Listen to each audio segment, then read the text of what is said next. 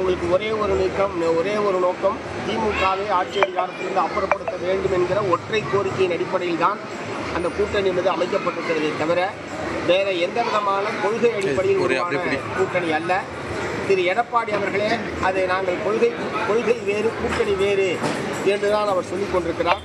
ஆகவே இது மாதிரி பதவியை கைப்பற்ற வேண்டும் என்பதற்காக அமைக்கப்படக்கூடிய கூட்டணியில் இருக்கக்கூடியவர்கள்லாம் இப்படித்தான் விலகித்தான் செல்வார்கள். இது எதிர்பார்த்த ஒன்றுதான். அதனால மேலும் மேலும் பிஜேபி அதிமுக கூட்டணி பலவீனம் அடைந்து கொண்டிருக்கிறது என்பதற்கு இது ஒரு எடுத்துக்காட்டு. செங்கோட்டையன் குழு என்று இன்னொரு குழு உருவாவதற்குத்தான் இது வழிவகுத்திருக்கிறதே தவிர அவர் நினைக்கிற மாதிரி ஒட்ட வைக்கிறதுக்கான எடுத்த முயற்சி என்பது மீண்டும் இன்னொரு கோஷ்டி உருவாவதற்கு தான் அது வாய்ப்பை ஏற்படுத்தி தந்திருக்கிறது. அநேகமாக அதிமுக குழுக்கள் ஒன்றாக சேருவதற்கான வாய்ப்பே கிடையாது. ஏன்னா ஒவ்வொருவரும் அவர்களுடைய சுயநலத்திலிருந்து இந்த பிரச்சனையை பார்க்கிற காரணத்தினால் அப்படி ஒரு சம்பவம் நடப்பதற்கான வாய்ப்பே இல்லை.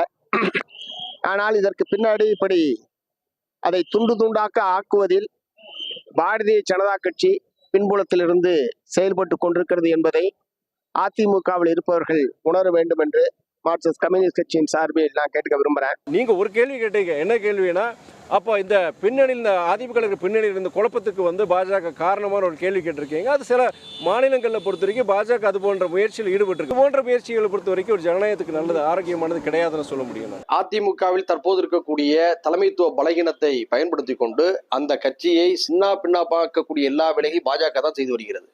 எல்லாருமே தெரிஞ்ச விஷயம். அந்த கட்சியில கூடிய எல்லாரையுமே பிரித்து அனுப்பியது யார்? பாஜக தானே. எல்லாருக்குமே தெரிஞ்ச விஷயம். இதெல்லாம் மறைப்பதற்கு எதுவுமே இல்லை. அப்போ அந்த கட்சியை தங்களுடைய தேவைக்காக பலகீனப்படுத்தினார்கள். அங்கு இருக்கக்கூடிய தலைவர்களை பிரித்தார்கள். இப்போது தங்களுடைய தேவைக்காக ஒன்று சேர்க்க வேண்டும் என்பதை செங்கோட்டையின் மூலமாக செய்கிறார்கள். இந்த கட்சியை வீணாக்கியது, தலைவர்களுக்கு மத்தியில் மோதல்களை உருவாக்கி பலகீனப்படுத்தியது யார் என்பது அதிமுக தொண்டர்களுக்கு தெரியும். அவங்க கவலையில் இருக்கிறாங்க. இதே அதிமுக தலைமை உணர்ந்து கொண்டு புத்திசாலித்தனமாக செயல்பட வேண்டும். எங்கெல்லாம் பாரதிய ஜனதா கட்சி கூட்டணி வச்சுச்சோ அங்கெல்லாம் தங்களுடைய கூட்டணி கட்சிகளை பலகீனப்படுத்தி இருக்கு.